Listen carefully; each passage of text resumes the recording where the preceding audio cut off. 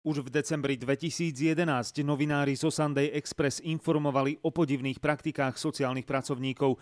Odvolávali sa na zdroje priamo zvnútra britskej sociálky. Skúsený sociálny pracovník nám povedal, že nadriadení na neho a jeho kolegov často vytvárajú nátlak, aby prepisovali správy, ktoré sú príliš pozitívne. Občas sa nejaká správa objavila v televízii, inokedy v tlači.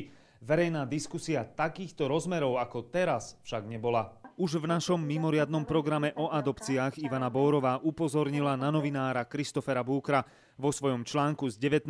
septembra tohto roku píše o tom, že sa medzi krajinami rozohrala veľká právna bitka. Slovenská vláda je veľmi znepokojená nad fungovaním britského sociálneho systému a zrejme sa obráti na Európsky medzinárodný súd pre ľudské práva v Štrasburgu. Britské súdy nebudú komentovať rozhodnutia o pestúnskej starostlivosti, pretože súdy sú v týchto prípadoch utajené. Denník Daily Mail píše o tom, ako sa slovenská babka súdi s Britániou o svojich vnukov. V komentároch pod článkom cítiť nielen podporu jej, ale aj kritiku sociálneho systému v Británii. Jediný dôvod, prečo súd povolil odvolanie, je to, že je tu jedna krajina, ktorá nahlas kričí.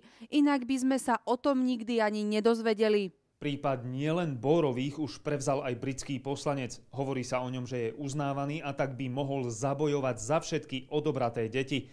Vystúpil aj v pléne. Môj odhad podľa štatistík je, že asi 1000 detí ročne je neprávom adoptovaných. Darius Haraxin, televízia JOJ.